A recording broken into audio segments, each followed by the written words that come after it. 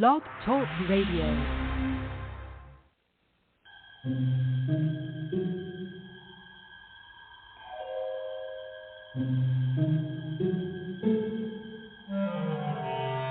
Archangels, ghosts, and Bigfoot, oh my. It's just another night for Supernatural Girls. Real stories, real answers to life's biggest supernatural mysteries. And now for another exciting interview with paranormal experts from this world and others. Here's your host, paranormal researcher Patricia Baker, on the one, the only, Supernatural Girls.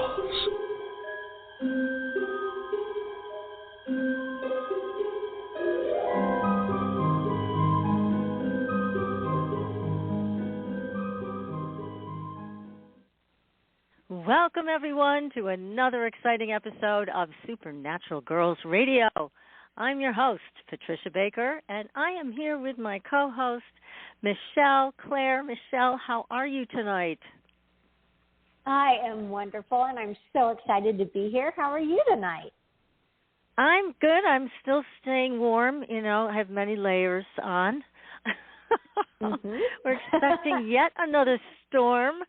So I'm getting geared up, you know, to get the snow shovel out, and we'll see what happens next. I'm hearing it's going to be a lot of ice, and that is never an easy thing to deal with.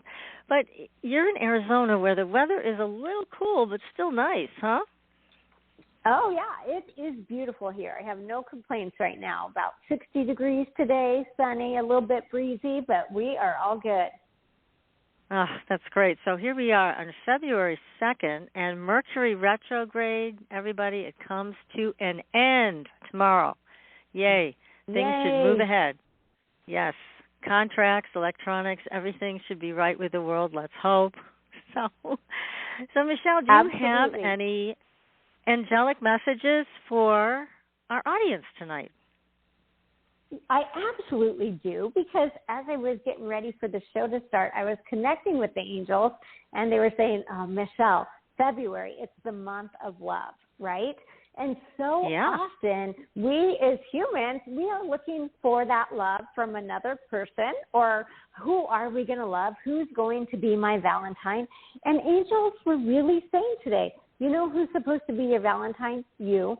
This is a month of love, but it's a month of self-love, and it's about loving ourselves and putting ourselves first. What was really beautiful about this message is that as we love ourselves and put ourselves first, it actually helps raise up the energy of other people. So a lot of times our humanness tells us, well, this is really selfish. You should not love yourself first. But that's not accurate on a soul level, because our souls came here to live and play and grow in the magic of life. And by doing that, by loving and honoring ourselves, that's how we help other people to love and honor themselves. That makes a lot of sense. For this month. Yes. Yes, the message is love, but it's love yourself first. Be your own Valentine, and anyone else you can share that with, that's an add-on. But you're supposed to love yourself this month. All righty then. I'm buying myself a box of chocolates. That's what I'm doing. Awesome. I'll get the wine. Okay. Then we've got everything we need.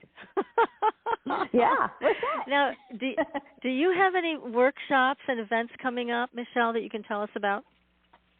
Yeah, I do. If you are in the Phoenix area, February 6th, I will be in Scottsdale doing readings, and there's a sound and energy healing that we'll be doing at the same time. February 12th, I will be in Tempe, and that's for an in-person group reading. And on the 28th, I'll have an online gallery reading. So people can go to my website, Michelle, Michelle, Claire, CLARE.net, and buy tickets and go to these events. And if they want a private, with your loved ones. Yes, and if they want a private reading with you, you are available for that as well, right? Absolutely. Yes, you can book that through my website too. But yeah, this is a month of love. Love yourself first. Connect with your loved ones in spirit. Be open, to receiving that love. That is a plan. Absolutely a plan. Well, that's all good. So let's see. We have a great guest tonight. I'm so excited to have Paul Blake Smith with us. We're going to bring him on in just a minute. And I wanted to, again, tell everybody, go to the Facebook page for Supernatural Girls. Make sure you like and follow us there on Twitter, on MeWe. We are on all of those social media platforms. And be sure to follow us. We've got some amazing guests coming up, as we always do. I mean, tonight's guest, amazing. And great information. We try to bring you the very best and the very latest of what's happening in the paranormal world and how it's affecting you in your daily life, because it is. And we all know some of the craziness, and all of the craziness has been going on the last couple of years, and it's good to get some guidance. So we are here to help you through that, and you can always reach us by email. All of our contact information is on supernaturalgirls.com, also on the Facebook page, and you can find Michelle as well on her own website, michelleclaire.net. So tonight, anything can happen, right, Michelle? Anything during this show. Anything. Anything. So we will see, because we put out a personal invitation to President Eisenhower and President Nixon, and maybe Jackie Gleason. We should include him in this too, right? And let's see, right. He had a big personality when he was alive, and he may want to step forward and add a few things to this. But our guest tonight is an incredibly great researcher, and he is the author of numerous books on UFOs and their subsequent cover-ups. He has painstakingly researched all the pieces to the puzzle involving President Eisenhower and his supposed treaty, which I believe happened, with aliens. Now, Paul's book, President Eisenhower's Close Encounters, is a bestseller. It's now available as an audiobook. So if you don't like to read, you can get this magnificent audiobook. It's very well done, and you can hear the whole story right there. Now, Paul has another book that was just accepted for publication by Foundation Book Publishing, and it's called the Nixon-Gleason Alien Encounter. So that will be the next book that we'll tell you when it drops, so you can get it for sure. And I have no doubt that will also be picked up as an audiobook, because everything that Paul does is so meticulous, it's so well done, and he's a great writer, so it's a joy to read all of the information that he puts forward. And he's with us tonight. So, Paul, welcome to the show. Well, thank you for having me on. We're losing you a little bit, so you may have to move the position of your phone or yourself so we can hear you a little better. That's a little better. So it's great to have you with us. Keep talking, and hopefully we'll get a clear reading. It's really nice.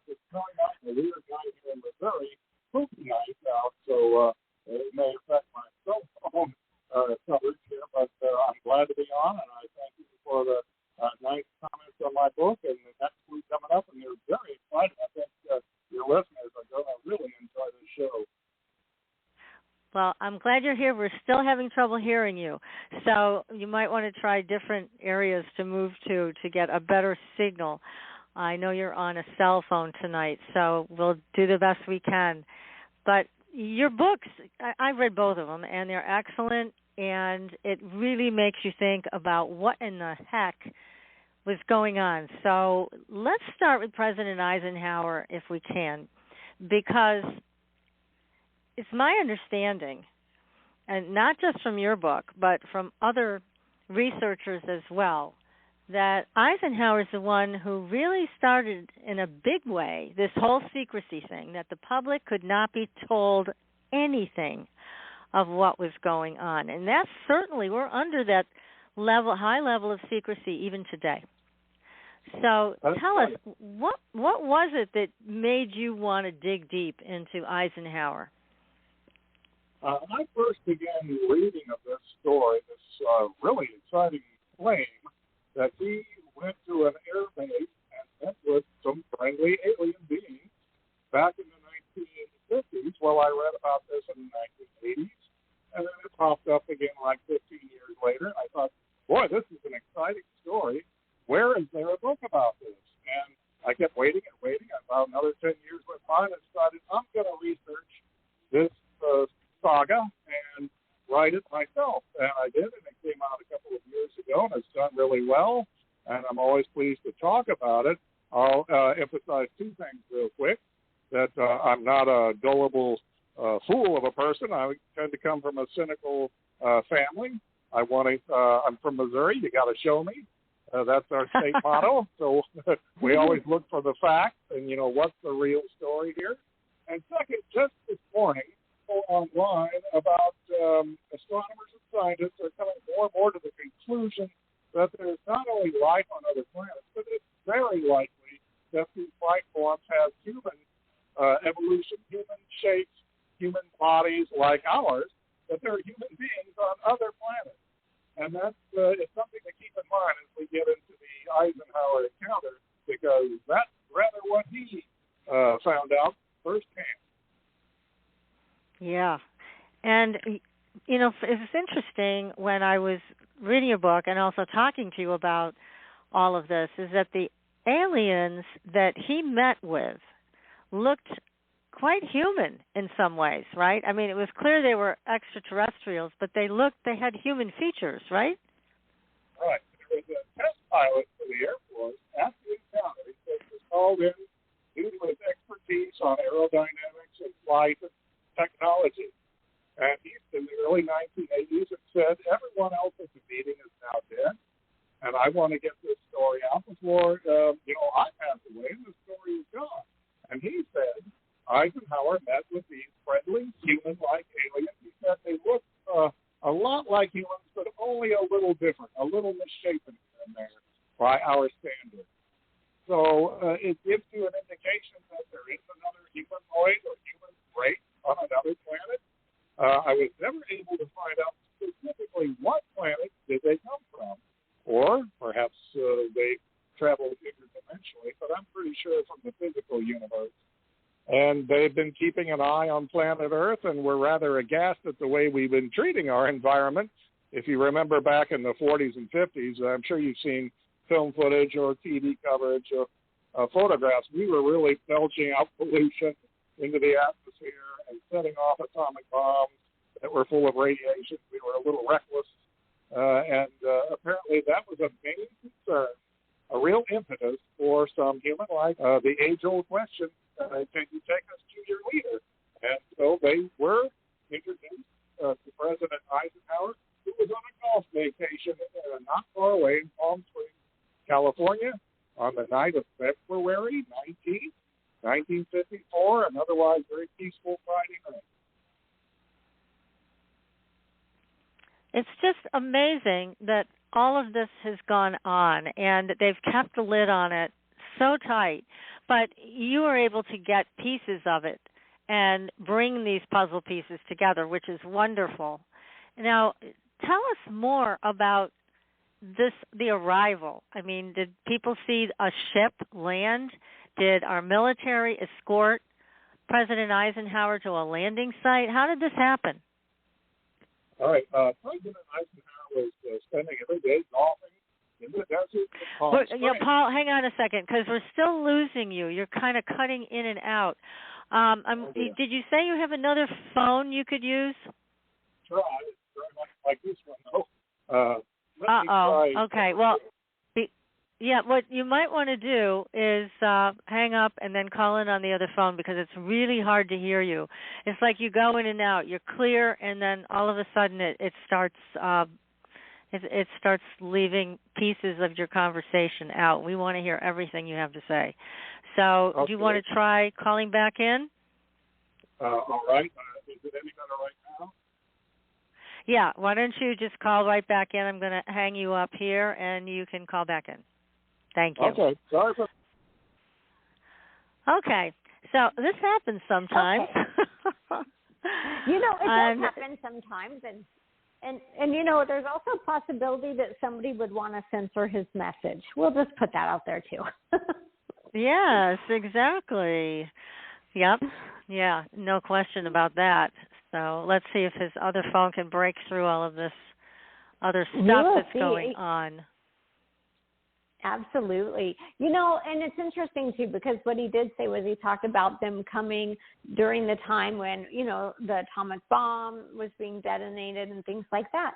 But that makes sense because what we often forget about as humans is what's happening here. It's like throwing a stone in the pond. The ripples go outward, right? So at some level, what we're doing here, it is affecting life throughout the universe. Yeah, everything's connected, so that makes sense. And, you know, they did come, according to Paul's research, and offer help. And I'm sure he's going to tell us more of the fact that Eisenhower didn't really want their help, which is unfortunate. But maybe we can invite them back. We need their help. We do. Well, and as you know from last week, what happened with Uri Geller's statement saying that we were getting all of these mysterious radio bursts that nobody had ever seen before, and his take on it was we were going to have a mass landing. Well, wouldn't that be fun? I would like that. Then the government couldn't deny it, and hopefully they'd be friendly. That's all I can say. Hopefully. Fingers crossed. Absolutely. Everybody's friendly. And that would be great. I've often said they would do better if they came to people as a group rather than the government, who always wants to cover things up and lie to us and weaponize everything. Right. So we'll have to see. We'll have to see what their plans are. Right. Yeah. We can have a party. Okay, Paul is... I don't think they're going to be mean. Okay, he's back. Okay, good. Well, I hope that they're great. Good friends. Hey, Paul, let's see how you sound. Okay. Are you ladies been having a party without me? We are, but that's okay. You're invited, and you sound much better. Much better. Oh, okay, good. So, thank you. Okay, so, anyways, we were talking about what happened with this, when the ship landed. Who escorted President Eisenhower? Did they escort President Eisenhower to them or them to President Eisenhower? The aliens came down, according to a couple of witnesses, in 5 different craft, 3 circular shape and 2 elongated shapes, on a runway at Edwards Air Force Base in the Mojave Desert. Air Force officials must have greeted them, for they called President Eisenhower and gave him what they felt was the all clear or A-OK signal to come on over and greet these friendly creatures. So I'm thinking they stepped out of their craft and spoke to any officer or enlisted man who was brave enough to step up and try to communicate with them. Eisenhower was a brave man. He fought, he was part of the armed forces network in Europe during World War II. He was not afraid of anything, and he boldly went from his golf vacation in Palm Springs, took a quick flight to Edwards Air Force Base, and he was surrounded by 6 bodyguards, according to the eyewitness who talked in the early 1980s, and that he calmly, the president, spoke to these extraterrestrial beings who spoke in English. They were familiar with our language and our customs, and they had a nice chat on a runway at Edwards Air Force Base. Wow. And so, again, what did they say? They were like, we're here to help, because that's my understanding, is they were here in a friendly way, offering to help. They originally began by saying, we'd like to begin an education program for the people of Earth to our presence, that there are other beings in other worlds, and we'd like to help you teach people that we are real and we've been observing you, and we would like to make contact.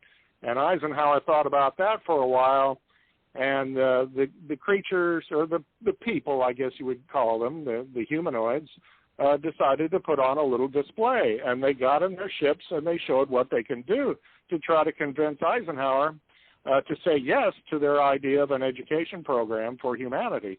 And they probably overplayed their hand. They put on quite a dazzling aerial show in the sky over Edwards Air Base that night, when there wasn't too many people around. I'm thinking that their airships must have spun around and sped off in amazing speeds, and then came back and sat down quietly and far exceeded our own Air Force technology. So Eisenhower was a bit rattled by that, and he thought about it, and he decided, our people just are not ready for you. This world is not ready to hear from you yet. And he asked them to kind of stay at arm's length is the bottom line of this. What a shame. And, yeah, he was afraid of the people were going to just run screaming into the night. They'd just go insane. Okay. We've heard that so many times, and so many people say how ridiculous that is, especially today. But we're talking many years ago, and maybe people would have been really upset by it or not been able to handle it. But people then remembered in those days, especially Eisenhower. I'm sure they remember the 1938 War of the Worlds radio broadcast by Orson Welles and his company. That sent some people panicking. Now, that was an alien invasion story, but this was a friendly race of people. But then again, how can you be entirely sure? You may start out friendly, but would that be a kind of Trojan horse? Would they try to pull something else? And so an old war veteran like Eisenhower just couldn't say yes entirely.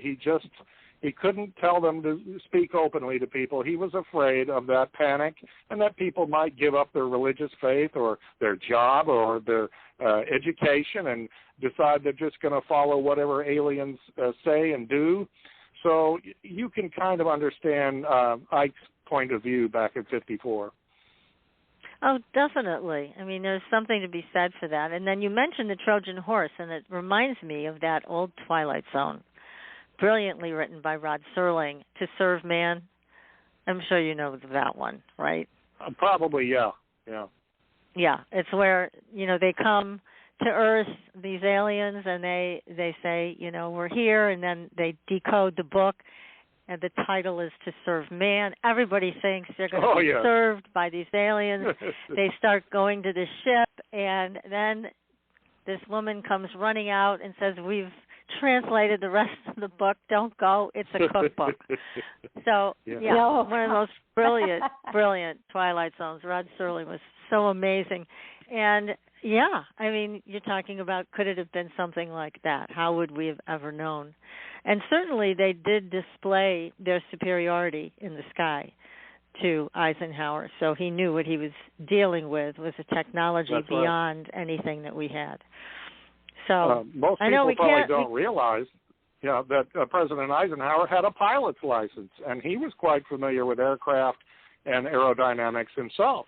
And that's what also helped him to decide these guys are over our heads, they're very advanced, and it might cause great embarrassment to our armed forces that feel that they're no longer in control of the skies, and he just felt it for the best to ask these fellows to just stay away. Mm-hmm. And now what about this treaty, though? What happened with that? Do you have any more information? I know you're getting information all the time from people. What happened with that? Is this where the secrecy all started?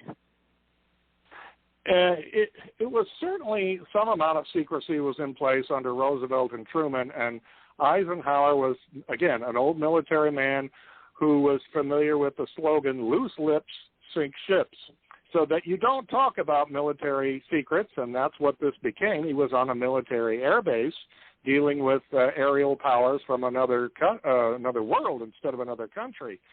So he decided, you've got to stay out of sight. We might have a panic with people rushing through the streets or driving into trees or people panicking in an airplane if they see your airships. So he asked, let's form an agreement that you will stay at arm's length and that we will exchange goods and services at a private airbase in Nevada and give you the things that you need in exchange for technology we want for you. And there are many people who feel there was another component of the agreement, and it's somewhat unfortunate, and that the extraterrestrials say, we'd like to study your world, your plants and animals and your people. And they really wanted to look us over individually, apparently in rural areas, quietly, and then put us back. And so Eisenhower may have agreed to that. According to one man who was an aerospace technician named Don Phillips, he said, I read a report, and Eisenhower said in this classified report, you people are so advanced, how can we stop you? And that's probably a big factor, that they're more advanced than we are, and we pretty much can ask them to stay away, but, we've got to form an agreement that they would adhere to and hopefully not stab us in the back on. So he gave in to allowing, apparently, the alien race the opportunity to pick up people, maybe some Americans, in a country or rural setting and promised to put us back once they were finished examining us. And that apparently they asked for names. They wanted names of the people and a list to be made. And apparently that didn't fly too well in the aftermath of this agreement. And some people think that the aliens or another race of aliens got carried away and started abusing this agreement, this abduction process. And that's tough for me to say. Yeah, it is a very important question, though, because there have been so many people that have been taken, and some of them have not been returned. And sometimes the ones who were returned in a terrible way. I mean, dropped out of the bottom of a spaceship, injured. So, yeah, it seems like, and you bring in another issue, which was there another alien race who started kind of taking advantage of that open door. And right. It's so almost like a Pandora's box. Yeah, Pandora's box, right, where you open it up to one race, and then what about all the others that could or have been coming here, and some of them more ruthless or cold-blooded than others. So if Eisenhower made an agreement with one race, did Eisenhower feel it was good for all races, or did the other races of being feel, well, that applies to us too? So we're getting into kind of a gray area, and I say that as a pun because supposedly the grays are the ones who are doing the abducting. Yes, they've been heavily involved in that. And there have been other races involved also, which makes it a rather confusing landscape. So and so he didn't just meet with these aliens one time, right? There were more meetings than one. Yeah, there's some fascinating research by a man named Art Campbell. He's passed away. He did a lot of research into a Holloman Air Force Base encounter between Eisenhower and an alien race that landed on the runway in February of 1955, 1 year later. And it's possible that either another race wanted an agreement or Eisenhower was firming up this written treaty, and he wanted to exchange information. And so, according to some eyewitnesses, 2 airships came down at that Air Force Base at Holloman, and one landed and one stayed in the sky above and just kind of sat there hovering.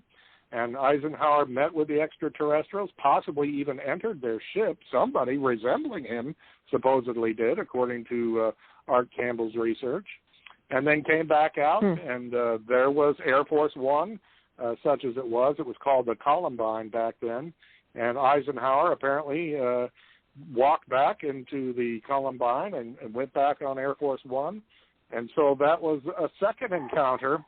We can speculate all day what happened, but I think it was a firming up of a treaty and an agreement and what will be exchanged. Just like you would with a foreign country. That's how we settled, let's say, World War II with Japanese forces. We met them on the Missouri battleship and formalized an agreement and agreed to this and that and got it in writing. That's the way you did things back then. Right. And he was a military man, as you mentioned. I mean, he was somebody who was probably trying to look for an edge over these guys and probably had a hard time finding one. Right. Eisenhower had a slogan.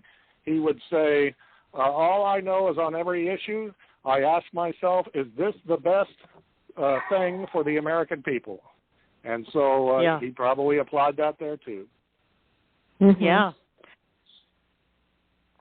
I can only imagine what a position that would be to be in as a leader of the free world and having to face these extraterrestrials, not knowing really much about them at all.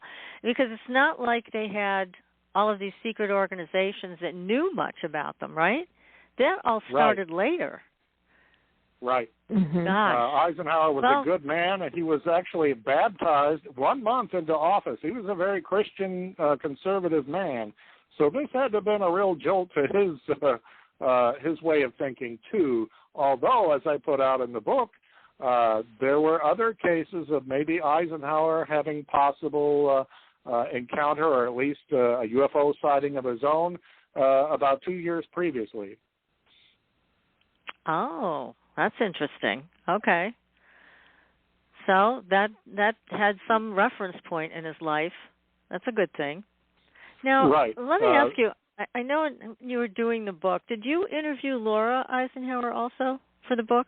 I started to, and I kept finding so many videos online of her talking about this that I felt like, well, there's not much point anymore. I've got all the information I need. I know she is Eisenhower's great-granddaughter, and she really believes he met with extraterrestrials. Eisenhower has a granddaughter named Susan, and from information she puts online, she's very open to the idea. She doesn't totally endorse it, but she was once married to a Russian scientist who has also admitted that he heard that extraterrestrials are visiting here and that Eisenhower may have visited with them. So, I wish we could get more direct statements. You tend to hear from this source or that source claiming things, but it sounds feasible. Yeah. And there's, as you were doing research for the book, you found there was a lot that was still not declassified. A lot of it is still classified. Right. These are things that Eisenhower did, and the first thing he would do after the encounter was over, both in his UFO sighting of 1952 and in the encounter in 1954 and 55, he gathered everyone who was present and said, this is a matter of national security. I want you to take an oath right now never to speak of these issues ever again. And apparently the 6 bodyguards and the people who were with him in February of 1954 kept their mouths shut until that one young Air Force pilot, now 30 years older, came forward and said, I'm going to tell you this story because I don't want it to die out. So everyone took their oath very seriously back then. You did what the government told you, and if the president himself swears you to, boy, you would keep your mouth shut. Yeah, absolutely. Definitely a different era. I'm thinking about how you were saying that they spoke English. So that would clearly lead us to believe that they had been here for a while and long enough to master our language, right? That's what I thought, that they have obviously been studying our culture and our language and knew how to speak it. There was no indication by this one eyewitness, the Air Force pilot, that there was somehow a translator device, that the human-like aliens spoke English to Eisenhower and had a very smooth exchange of ideas, verbally, orally.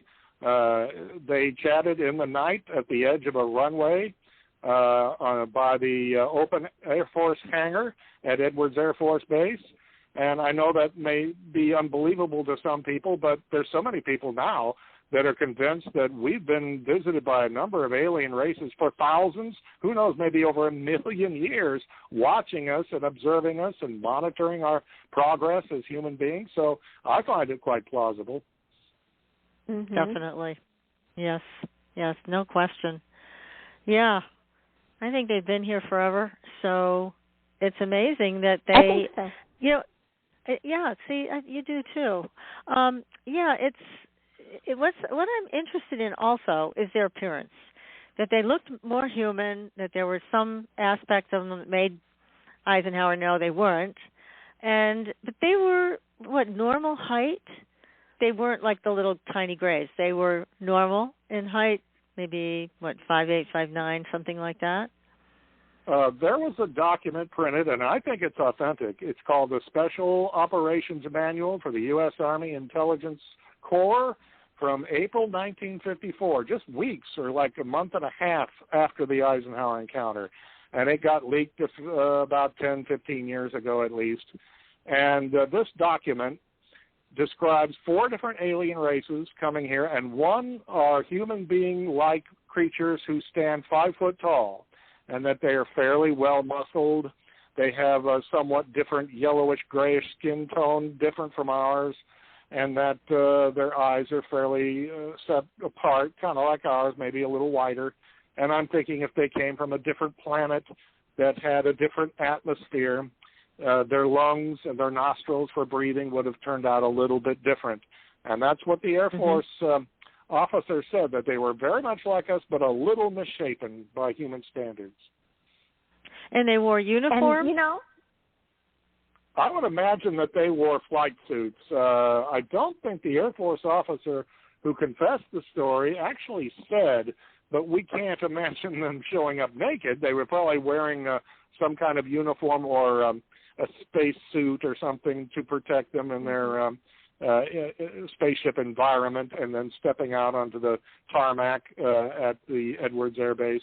They probably stepped out and walked around planet Earth a number of times since they did speak English. It shows us, again, that they were studying us. They'd been here for quite a while. You know, they wouldn't show up and ask to speak with Eisenhower in some sort of foreign language. Of course, they had to first learn English.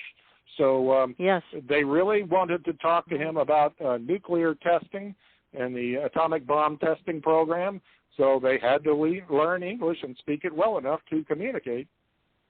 Mm-hmm. And they didn't show up with oxygen mask or any type of, I mean, they were breathing and in our atmosphere and able to maintain their, you know, their bodies and their composure. So that's so interesting. I had the same questions when I was researching the book. Did they have a breathing apparatus? But apparently not. Did they have helmets on? That was not mentioned. I should imagine the Air Force pilot would have told such things. There would have been remarkable details if they had actually been seen, but he didn't say that. Mm-hmm. Gosh, so many questions still, but Paul, you've done such a great job bringing this story to our attention. And again, I just want to urge everybody, if you're a reader, buy the book, and if you like to listen, get the audiobook, because it's definitely worth listening to. There's so many details in your book about all of this.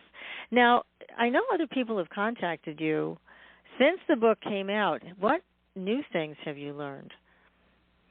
Well, just little dribs and drabs that people heard this or they read this somewhere, and basically what they bring up to me I've already covered in the book, or I've read that before.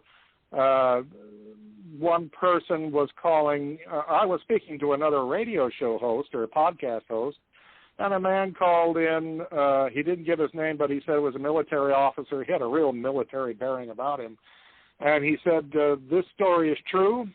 He can't talk about it, but he said this meeting was not coincidental. It was set up in advance from some communication gears that the U.S. military set up in advance, the aliens to have coordinates to come down and meet Eisenhower during his golf vacation, that there were high-frequency radio waves used, possibly with binary code, to set this up in advance. It wasn't just, we happen to be in the neighborhood, we thought we would drop by. And the more I researched this, the more I think that story is true, that this was very well set up in advance at a remote air base where there would be no civilian eyewitnesses, and people wouldn't panic or call the newspapers or something. They wanted this as private as possible, and it would have been an excellent place in 54, much less populated than the famous air base now where the space shuttles used to land.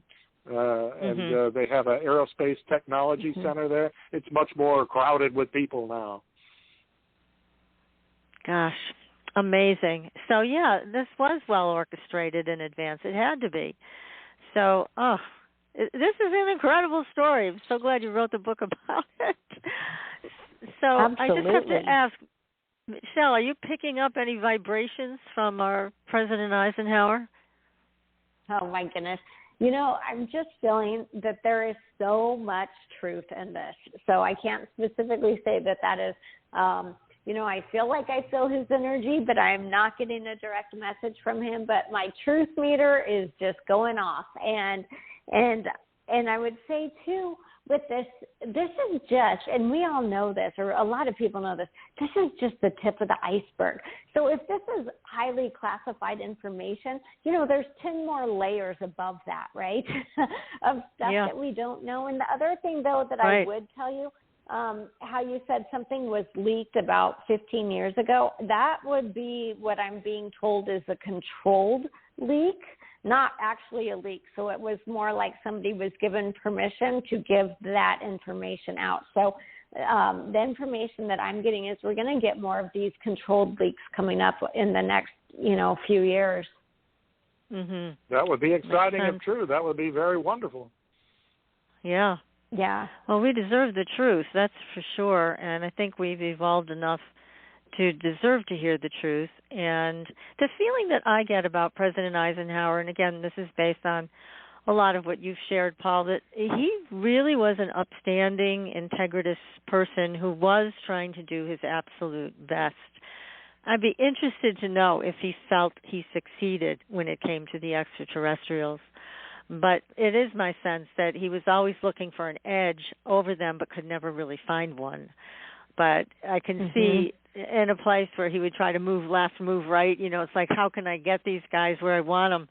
And it really wasn't that much of a possibility, given their superiority in every way. And it wasn't just the technology, it was their intellect, their ability to do the things that they did. Even just learning our language, it probably didn't take them any time at all. It probably was instantaneous. That's how advanced I imagine that they were. There's one aspect of the Eisenhower alien encounter that we haven't covered, and it blows your mind when you hear this. And it's apparently quite real, according to the Air Force officer who was there.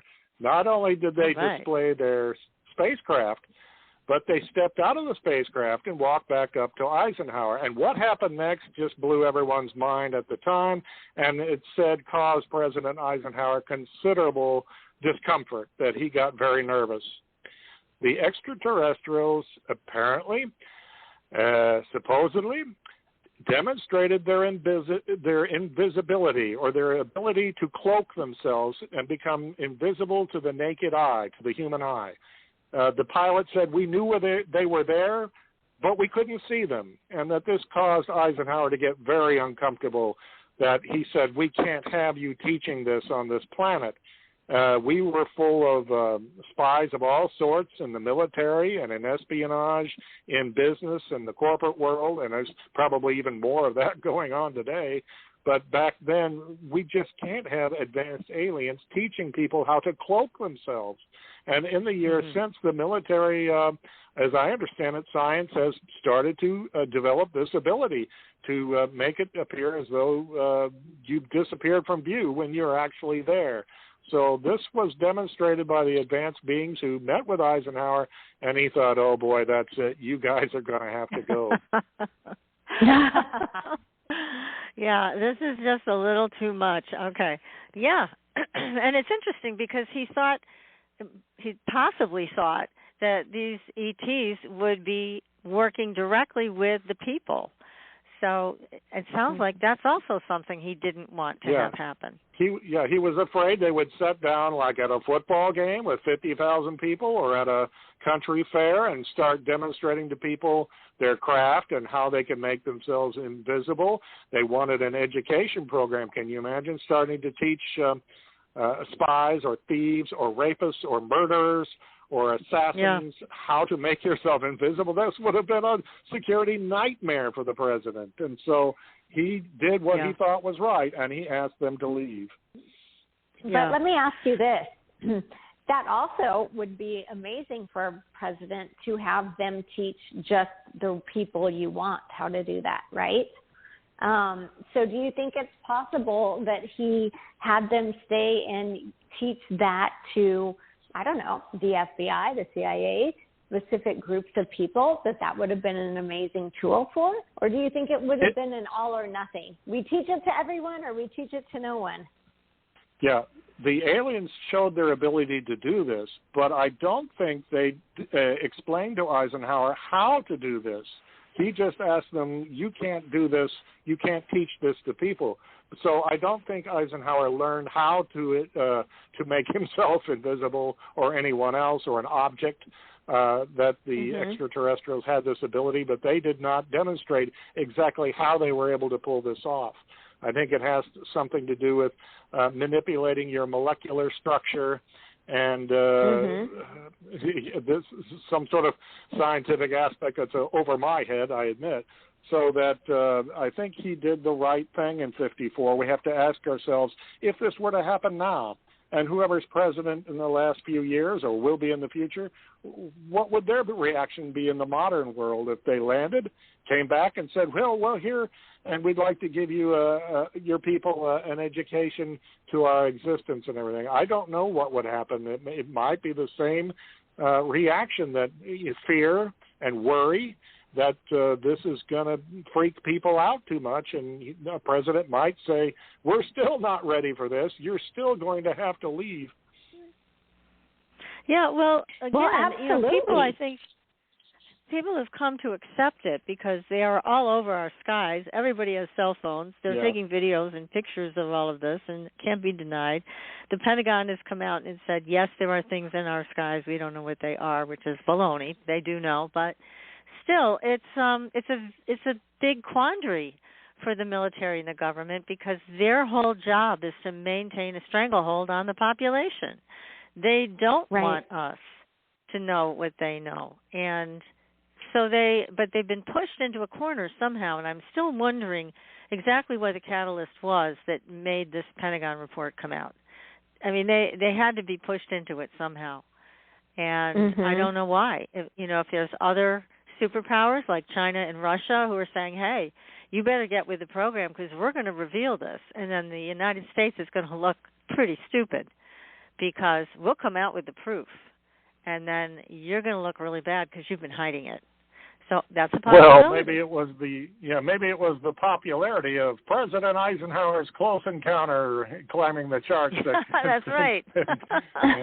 You're pushing it out there. That's right. That's right. It's great. Well, let's segue into the next story in the next book that you just completed, the Nixon-Gleason Alien Encounter. That's another fascinating tale. So tell us about this. It sure is, and it's linked in some ways in my book. I think of it as a sequel to the Eisenhower book, mostly because, well, two things. Nixon may have learned plenty from Eisenhower, who was his boss in the 50s when he was President Eisenhower, and the vice president was the young Richard Nixon. And second, Eisenhower met with extraterrestrials and may have formed a treaty on February 19th, 1954. The information we have on President Nixon and Jackie Gleason seeing something otherworldly is from February 19th, 1973, the 19th anniversary, on the same exact date, at an airbase, at night. They went sneaking around together, and I'm thinking, this just can't be coincidental. I think there was a treaty to be renewed at the time, and Nixon had to be at an airbase to update it or maybe even cancel it for all we know. And that's why he was there. I don't know if Jackie Gleason was allowed any further, but Gleason told his wife that Nixon met him at the airbase, Homestead Air Base, south of Miami, near where Jackie lived, and they saw Nixon displayed the bodies of 4 dead alien beings. And they had a different description from the humans or human-like creatures that met with Eisenhower. And it's just another example that obviously there's another race here observing us and visiting, monitoring us. And they apparently had an accident because these were dead bodies. I don't believe Gleason said they had been autopsied, but I feel like, his wife that Jackie told the story to later that night, Jackie's former wife, Beverly Gleason, said that Jackie said that they had been in a crash and that they were quite clearly dead and from another world. So that gives us an indication that we are being visited, and that the truth is that there's more than one race, and who do we trust? who do we turn to, reliably in making agreements? So it gets a little complicated, doesn't it? It does, yes. I mean, you're raising some very important questions here. Now, with Nixon, my understanding with Nixon is that not all presidents are briefed about UFOs and aliens. However, I have heard that Nixon was heavily briefed. He was one of the few that was given a tremendous amount of information. I heard Clinton was given next to nothing. They didn't want him to know anything. And I heard Carter was given some information, and it upset him so much that he spent an hour crying his eyes out in his office. So, and he will never discuss it either. Something really rattled Jimmy Carter. He said during the campaign for president, "I'll make all this UFO information public because I've seen one." As soon as he got into office, he was briefed, and boy, did he climb up fast. Yeah. Yep. Exactly. So they told him something that just didn't sit right with him, and he couldn't handle it because he just was sobbing in his office. But Nixon was given a tremendous amount of information. And, I just think it's hilarious that he brought Jackie Gleason to see the bodies. It's like, that's just too funny. I don't know. It's just too funny. It's like, hey, you want to come see some dead aliens? I don't know. One small factor may have been that Jackie Gleason's birthday was coming up in just a matter of a few days. What do you get your friend who's obsessed with aliens, for his birthday? And so this may have been Nixon's gift. Guess what I've got for you? Yeah. You can't take them home with you, but you can't take any pictures, but look what I got to show you for your birthday. Yeah. So now you know it's real. So what was Jackie Gleason's position with aliens? He thought that they were real, and that's why this was an important thing for him? Right. I'm becoming more and more convinced that Jackie not only believed in aliens, that he learned in the 1950s of the Eisenhower encounter. And he was deeply intrigued, and he had an entire UFO house built in Peekskill, New York, on the edge of a cliff, so that it would look like he's flying through the air looking down on planet Earth in this glass-paneled circular UFO house. It's still there to this day. He sold it in 1964. Yeah, but the house is still there. A realty company handles who can rent it, and at one point, David Bowie rented it. And I did more research on David Bowie, and he had a big UFO obsession. He said he saw UFOs back in the 1960s. The late 60s, he and his girlfriend saw a bunch of them hovering in the sky at night, I think somewhere near London, England, which is, I think, where he's from. But anyway, Gleason was wild about UFOs. He had a huge book collection about space, aliens, and paranormal topics, and they're all still together. You can go check them out if you're in Miami. They're at the University of Miami at their library. It's a special Gleason book room. These are somewhat yellowed and tattered, I guess, from Jackie reading them back in the 50s, 60s, and 70s. But it shows that he was just utterly fascinated, and I think he must have badgered President Nixon, his golfing buddy. Could you show me, or could you tell me? What do you know? What's out there? Who's visiting? He was just obsessed with this subject, and I think Nixon finally gave in and gave Jackie one heck of a birthday present. That sounds right. Gosh, I had no idea Jackie Gleason was so involved with the whole UFO phenomenon. Isn't that interesting? So he must have felt so vindicated to know that he was right, and here's the bodies to prove it. Yeah. He actually had a Tesla coil in his UFO roundhouse, and you're thinking, well, what's a Tesla coil? It's a big electromagnetic device, or not that big, really, that Nikola Tesla used in the late 1890s and in the 1900s. And at first I was skeptical about this, but the more I read, Tesla said he was trying to communicate with extraterrestrials. So what a coincidence. Jackie bought it and put it in his UFO roundhouse. Oh, my gosh. And it makes you think that Jackie was, that he was going to give it a try. And another factor I found out, Jackie was wild about what we call ham radios. and sending out radio signals. He had a room full of dozens, according to his stepson. So when you factor it in, we heard in the first part of this show how Eisenhower may have had the alien encounter set up by high-frequency radio waves, contact with aliens. I can't prove it, but I strongly suspect Jackie Gleason was giving that a try with his ham radios, high-frequency attempts, and with his Tesla coil in his UFO house surrounded by his UFO books. He was something else. I guess. I had no idea. Did you know this, Michelle? No, I had no idea. You know what I keep thinking about with Nixon and Eisenhower? So there are also some religious implications that would come in, not just the fact that we are outsmarted and out-militaried and all of these things, right? But there is a certain portion of the population that truly believes humans are, you know, the top of the food chain, the most intelligent, you know. And I was thinking, you know, because especially with Eisenhower, about how he was so you know, just seemed to be such a great stand-up guy, and he was religious. You know, how much of that do you think played into this too? Is of what it would do to people, and the way their relationship with God or their religion was?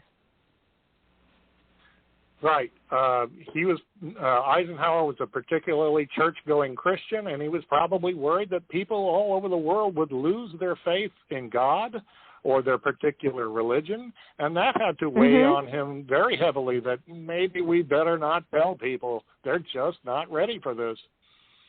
Right. Whereas Nixon, to me, the energy with him was more like he was just going to toe the line that had already been laid. So that energy that I'm feeling with this is that he was really just following up what had already been done. But yeah, with Eisenhower, I feel this energy of like he really had concern for what it would do to people, kind of on an inner turmoil type level too. I think that sounds 100% accurate. Yeah, and I think that's what really got to Jimmy Carter, because Jimmy Carter was very religious also. And I think whatever they told him, whether it was, look, we're made up of all these different alien races, that's really what we're about, or something, it rattled him from that religious point of view that you brought up, Michelle. Yeah, wow. And I just want to revisit what you said also, Paul, about the Tesla coil, because now, if you go to our website, supernaturalgirls.com, and you go to Supernatural Health, you will see there is a company now that is selling Tesla coils. And they're also making these medical beds that you can go and have a treatment on. And I'm just learning about them now, but we've had guests talk about them, that they've been in development for a while. They can do some pretty amazing things. So go to the website and you can get directly linked with the company that's actually selling them. And they're not very expensive. They're around, I think, $500 for a person. They sell them for children. They sell them for pets. So you can take a look there. And, you know, they have to be very careful. Obviously, they can't make claims or the FDA will come riding in on their dragon. So you have to, I only recently began reading about Tesla coils, and guess who lived in New York City not far from Jackie Gleason in the last 10 years of his life? Nikola Tesla. He lived in a hotel, the New Yorker, and Jackie lived not far away in New York City. And I kind of want to know, did Jackie have the actual Tesla coils that Nikola Tesla used? You know, Jackie had millions and millions of dollars, and he could buy anything he wanted. So he was that authentic. I think I read where he had 2 Tesla coils in his UFO roundhouse. And I just wonder, are they still there to this day? But I'll back up one point. If you've ever seen The Honeymooners, there's an episode where Ralph Cramden has to go to a costume party, and he starts grabbing all of these knobs and dials, and he makes his own costume, and he steps out of the bedroom and says, look at me. I'm the man from space. He actually had an alien-themed episode in which he felt, I'm the man from space. So this gives you another tip-off. Back in the 50s, that episode was from late 55, he was obsessed with this and even injected it into his TV show. That's amazing. Oh, my gosh. Yeah, I had no idea. I just knew him as Ralph Cramden. He was a great, big comedian and a tremendous star. But, oh, my goodness, I had no idea he had this alien life. That's great. So what surprised you the most? You guys have a fine program. In the 50s, it was much more rare for some radio show host to talk about aliens. But in New York City, there was a man named Long John Nebel who had an overnight radio program, and Jackie was an insomniac, and he would call in frequently. I've heard on the Internet some of his calls. The audio is terrible. But Jackie would talk about UFOs and aliens, and he would occasionally hire a taxi to come over and pick him up and take him to the studio to talk about it in person. He would also call up UFO book authors and talk to them personally. He wanted to talk and get every scrap of information. He was so obsessed with that subject. So once again, it's not so wild at all that Nixon would finally take pity on him in 73 as two mature men in the height of their powers. Yeah, let's go to the air base and I'll finally show you one. Maybe you'll get off my back was probably his attitude. Yeah. Now, what did Jackie Gleason's wife say about this? Was he upset after he had seen it? Was he agitated? Was he, euphoric because he finally got to see proof? Or what did she say his emotional reaction was? He ran the gamut of emotions. He was upset for a few minutes and would thunder, well, the government doesn't want you to know this, and they don't tell you, and they make people who come forward with their stories sound like idiots. And then a few minutes later, he would be just euphoric because he got to see the proof for himself at last. After his whole life of wanting to know, he got this exclusive inside scoop, and he felt like king of the world. So, and then he would go back to being mad that, it has to be kept a state secret. And he says, I really shouldn't have told you, but he told his wife when she asked, where have you been? And he came home from this meeting just ashen and shaken and, like, what happened to you? And he told the truth. He said, Nixon took me to an air base and showed me the bodies of 4 aliens. They were about 2 or 2.5 feet tall and gray with big pointy ears, he said. And if you've ever heard of the Hopkinsville, Kentucky encounter, that's the same exact description of these extraterrestrials that seemed to be harassing a farm family one night in the middle of 1955. And Jackie may have been familiar with that story, I don't know. But the description of the creatures matches what Nixon showed Jackie at Homestead Air Force Base in private. And so it really shook him up that he's excited to finally learn the truth and yet frustrated and upset that he can't tell anyone. And then he went home and told his wife. And thereafter, many a reporter asked Jackie, what about the story your wife is claiming? She talked about you going with Nixon, and he refused all comment. He could have said, oh, that's a lot of nonsense. Get that out of here. I'm not going to talk about any made-up lies. But he didn't. He didn't trash the story. He just refused all comment for the rest of his life. Wow. So she spilled the beans. This is why they can't, like telling these secrets to women, I hear, because we just talk about it. That's what we do. That's right. We like to have conversation about interesting things, right? Yeah, and we don't see a reason for it to be secret. So. Yeah. Beverly Gleason said that she knew her husband was friends with Nixon and once even sat around the pool in Miami talking to Nixon and Jackie and some other celebrities with drinks in their hands. Nixon would come down to Florida quite often and stay in Key Biscayne, and he would visit with Jackie a couple of times when he was president. They played golf together a few times. In that era, they played golf a lot in the 60s in Miami when Nixon had a lot of free time on his hands. So again, the more you learn, the more the story becomes quite plausible. It certainly does, yes. And did you come across any information that supported the thought that Nixon was highly briefed on extraterrestrial visitation? Yeah, I talked to Linda Moulton Howe, and she had a source who came to her and said that I'm with the military, I'm dying, I have, I think he said diabetes, and that I want to tell you this story, that I briefed Nixon and President Eisenhower on one or two occasions, I forget which was the total, on the extraterrestrials that were being held or looked at or examined at an air base in Nevada. And what's the situation here? Eisenhower really wanted to know, and Nixon was sitting in on that meeting. The Air Force or CIA-related military man said, I briefed them. I went out to Nevada and saw things for myself and told them all about it. Nixon knew as vice president. I'm thinking this is probably in the second term when Eisenhower trusted Nixon more and realized Nixon's going to be the nominee of the party for president in 1960.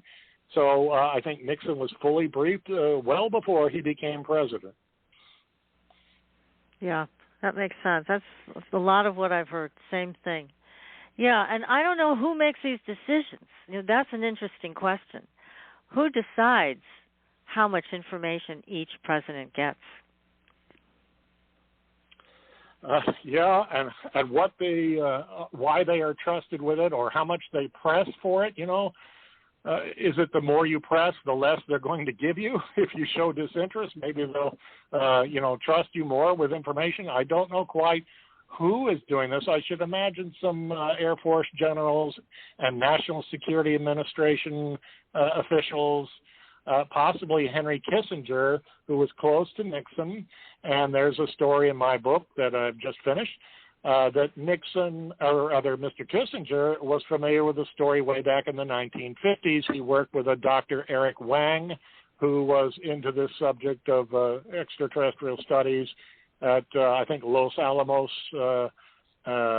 Laboratory in New Mexico. So I know we get a little bit into hearsay and secondhand stories, but I try to put only things that make sense, that are reasonable and logical and fit with the known facts. I don't like to go off on wild tangents. I know some of these presidential tales sound pretty wild to the average Joe, but I urge you to read my books and listen to a show like this and put all the information together, and it really does start to make sense. Their job is to protect the American people and the American armed forces, and we're not sure exactly what's out there, but we do know we're being visited, so you have to do something. Yeah, and again, I think so much relies on the integrity of the leaders. And President Eisenhower really had a lot of integrity, and I think for most of the time, so did Nixon. There was a sense of loyalty to doing what was right for the country, and whether it was the right thing to do or not, that was the idea. That was the motivational factor. I can't say that's what's going on today, but I do see that certainly with Eisenhower, straight up guy. There's no question. Mr. Nixon waited to do something with Jackie until he had been safely reelected in the fall of '72, and all previous presidents had passed away. Even Truman, Lyndon Johnson, Eisenhower, they were all passed away when he decided to show Jackie the truth, and that if word ever got back to somebody, he could say, well, I'm in charge and there's no other commander-in-chief left. I'll do as I feel. So that's another factor that even J. Edgar Hoover at the FBI and Allen Dulles at the CIA had recently passed away. So there was pretty much the old guard was gone, and it left Nixon free to do what he wanted. Yeah. Gosh, I really want to know what he knew. He was the guy who knew what was really going on. He had. I think he knew plenty, and he took some action there. Yeah. Gosh. Paul, do you think you have to wonder. Do you think it's safe, Paul, to assume that they're having, obviously, these meetings and these treaties with other countries around the world, and that this has been going on for a long time with Russia and China and these other places, too? It's certainly possible that a president farms out this job, so to speak, to a top trusted general and generally doesn't get too involved. But Eisenhower really didn't have too much of a choice. He was a brave man, and I think he kind of kicked this off. He got it started. to more contact with friendly creatures or visitors, and he felt like they could be trusted at least somewhat. And it was necessary to form an agreement to protect America from any sort of social disorder or panic. And I think other presidents have adhered to that, possibly without meeting aliens. You never know what goes on in private. I think it was probably pretty rare for a U.S. president to go to an air base and do what Eisenhower did. It wasn't all that necessary. You would assign it to a trusted aide or Air Force officer. And it's interesting to know that 1 year after the Nixon-Gleason encounter, he went back to Key Biscayne on the same anniversary date, and all the records that you want to check on this have been expunged from the Nixon Presidential Library, and I have that in my book. Very suspicious. That would have been the 20th anniversary of the Eisenhower encounter in 1974. Wow. Do you have any hope that some of these redacted records and things that are still classified will be declassified in the next 10, 20 years? You might actually get access to these things? Very slim that the government will do so, but you never know when someone like maybe Julian Assange might hack into something and leak it to the world, or any just some computer whiz. It's way beyond me how they can do that. One example might be the Skinny Bob alien video that popped up 10 years ago, and it sure looks like a real alien if you've seen this big-eyed, bulbous-headed creature.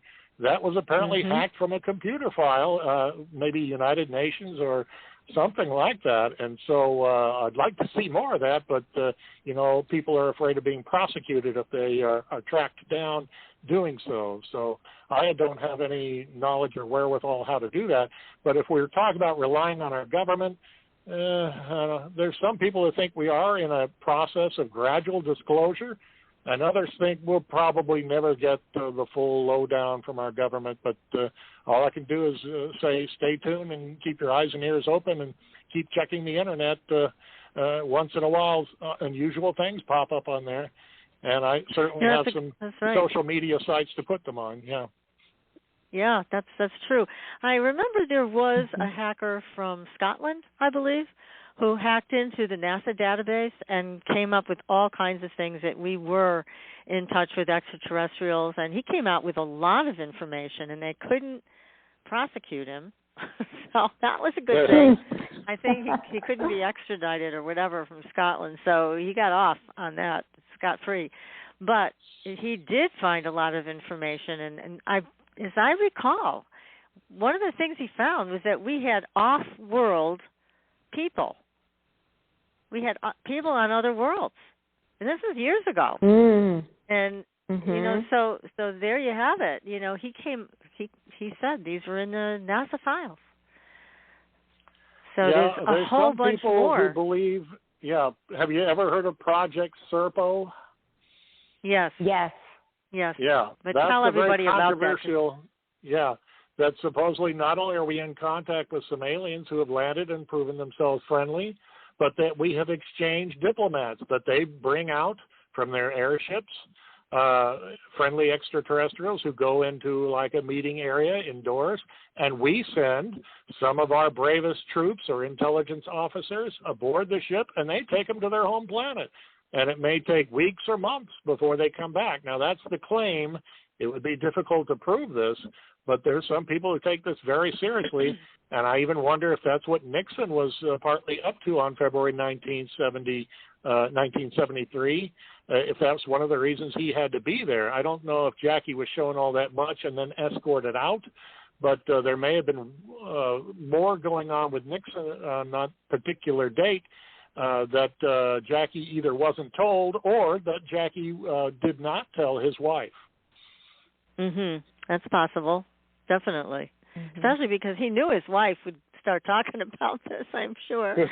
So he may have held back a little bit, Oh, goodness. This is just great information, Paul. It's so interesting. Oh, my God. Well, also, Close Encounters, the Spielberg movie where they exchanged people, aliens, stayed here and some of our people went on the ship, that is supposedly based on a true story. So that goes right now along. Where did they get that idea? At an air base? Yeah, it was an air base out in the desert with Air Force officials greeting landed extraterrestrials. Gee, where did they come up with that idea, huh? Right. It had almost everything except Dwight Eisenhower in that movie. Yes. Yes, it does. Yes. So it's, it's all very, very interesting. But how you bring these things together is amazing to me. You really you collect all these pieces to the puzzle, and they work. And that's why your books are so enjoyable. I can't wait, again, for your Nixon-Gleason Alien Encounter to come out. Did they give you a drop date on this? Is it going to be this year?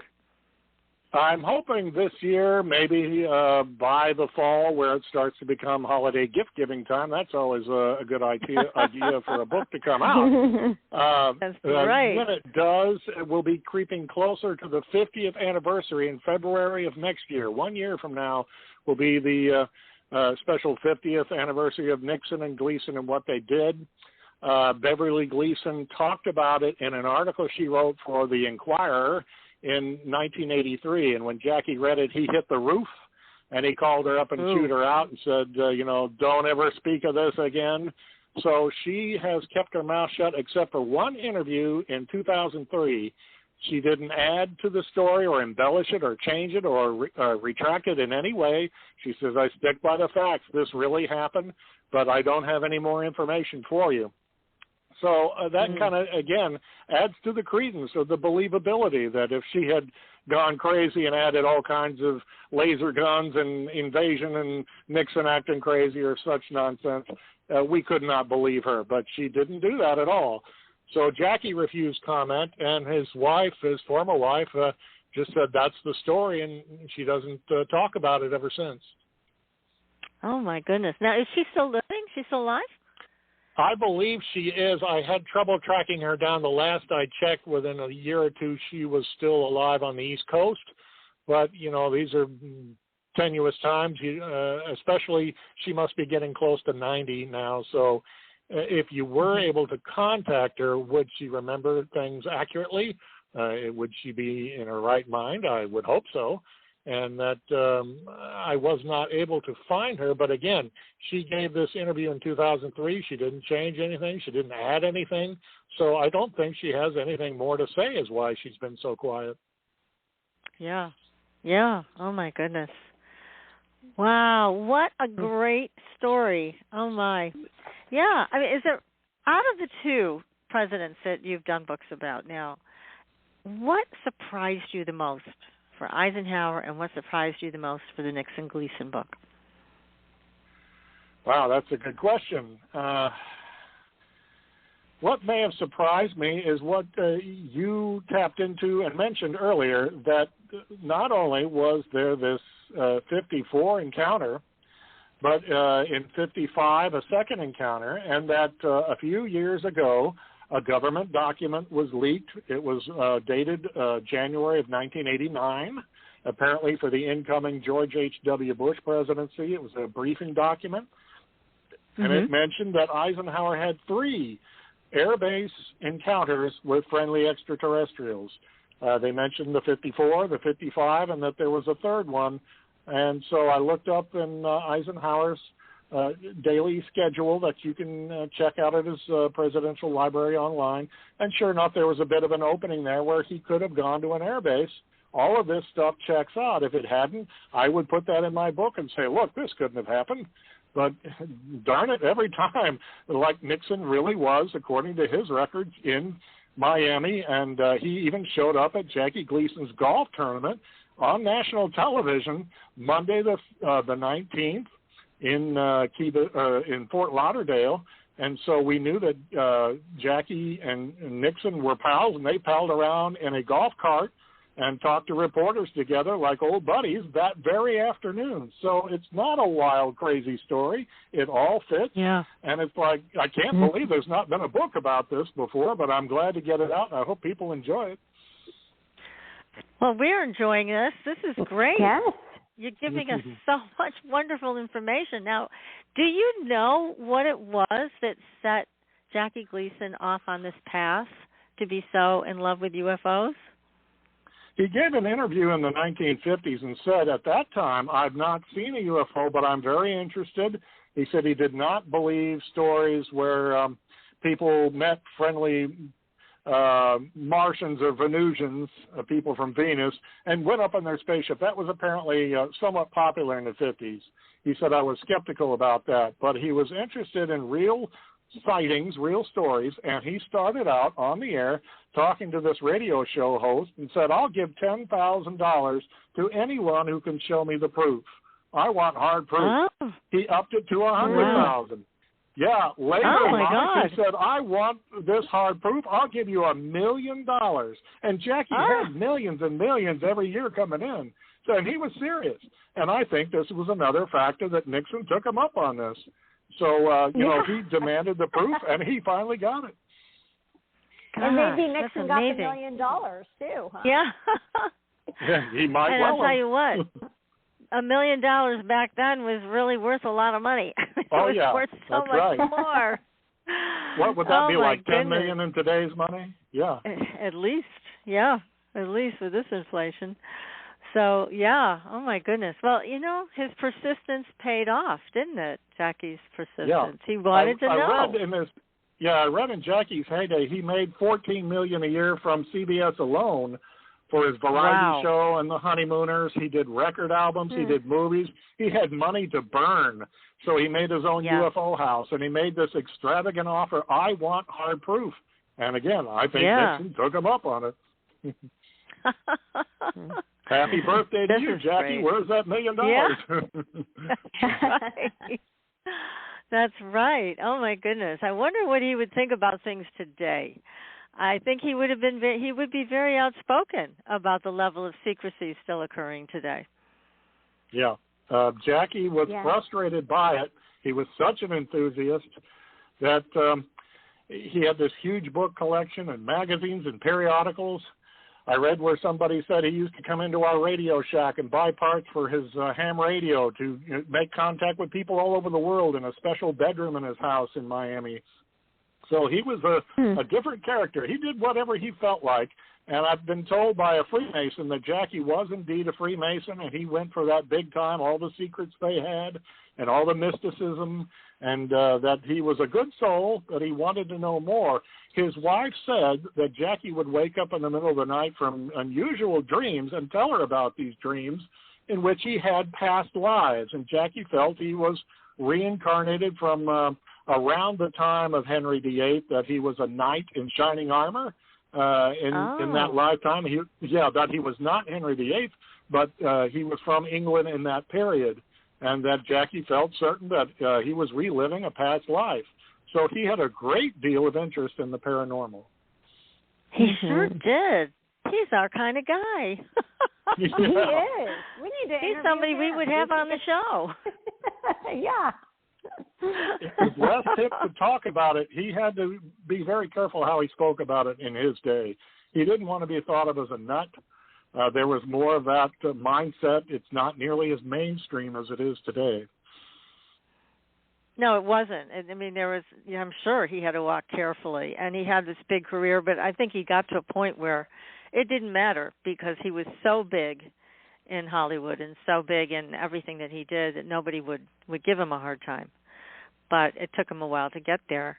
And God bless him because he did what he wanted to do. I've got to see pictures of this UFO house. And you said it was where? In New York somewhere?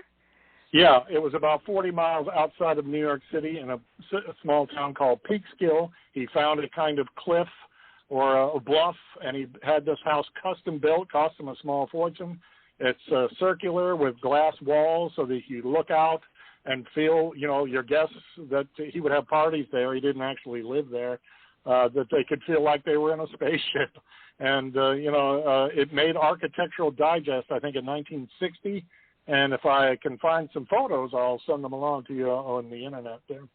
Yeah, now we can post them on our Facebook page. That would be fun for people to see. And it's rented out now. You said people can actually rent it? Jackie sold it to CBS executives when he moved his whole show to Miami in '64. And the CBS executives let a well-known realtor at the time handle renting it out to VIPs or people with money who would treat it with great respect and care.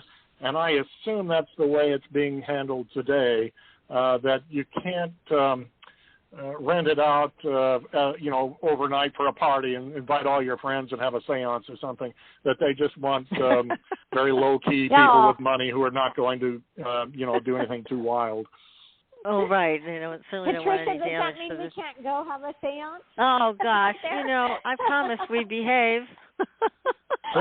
I'll bet Jackie went to a few in his day. He really was into that. Yeah, absolutely. Well, and then he had the money to afford the best of whatever he was involved with. So, gosh, I'm surprised that nobody ever has done a book about his interest in all of this. Or is there a book about his love of the paranormal? Not that I'm aware of. There are biographers who barely will even touch on this. But they mentioned Jackie had an interest in the paranormal and an obsession with tracking down even the most obscure UFO witnesses to call them on the phone and, quiz them about what they saw. That's how determined he was to get to the truth. And I think a lot of people have those feelings, but he had the name, Jackie Gleason's on the line? Of course I'll talk to him. But if you or I were to call somebody, they might say, no, I'm not going to tell you anything. So he used his name, his star power, and his money to get at the facts, and I think that was a factor with President Nixon. Yeah, definitely. Oh, my goodness. Now, Paul, what if, in our audience tonight, there is someone listening that can add to these two stories? How would they get a hold of you? What's the best way? You might try me on Facebook, either my personal page or President Eisenhower's Close Encounters on Facebook, or the Paul Blake Smith author page on Facebook, and that's a really good place to start. If you go to my website, mo41.info, it has an address where you can email me. I'd be interested in anyone's truth, real stories and not made-up silliness, but I sometimes get little dribs and drabs. People send me information, some of it I already know, unfortunately, but I appreciate serious people who have some real insight. So I advise you to go there, or you can contact Foundations Books. They're a company based out of Brandon, Mississippi. If you have information, call or write to the publishers, and they'll send it to me. And so if anyone has any information on Mr. Nixon or more on Eisenhower, my book for this year is not completely set into print. I might be able to cram in some more facts because I love as much information as possible to give the readers their money's worth and not some sort of empty thing full of some wacky theory, but to really dig into the facts and get as much information that can be proven as possible. And I think I've done that, and that's the way I approached my first book, The Cape Girardeau UFO Crash, and that's how I did the Eisenhower and now the Nixon book. And if I get more information, maybe we can make a trilogy off of another president who may have seen some things. That's great, Paul. Well, you've done a great job with these books. And again, everybody, the first book, President Eisenhower's Close Encounters, is available as a book on Amazon, and also it's available as an audiobook on Amazon. Or you can get it from Tantor Media, who produced the book and did a great job with picking the reader and the cover and everything. It's excellent. And I'll keep all of you posted on the Nixon-Gleason Alien Encounter and when you can go and get a copy of that. So, Paul, thank you so much. This has been a delightful evening with you. Learned so much. Thank you. You are welcome, and I hope you'll enjoy that book later this year and that people will keep tuning into your show, and maybe they'll have information to pass along to you, and you can contact me, too. That would be great, yes. I know there's somebody out there who has more for you, so I will still contact you or us very soon. Yes. Right. So, everybody, thank you so much for joining us, and we'll be back next week. I think, Michelle, are we doing angels next week again? I think we are doing angels next week. I think so, with Corin Grillo. So, yes, it's going to be another great show, everybody. And until then, we will see you on the Blue Highway. Good night, everyone. Thanks for listening. Tune in next week for another radio adventure with Supernatural.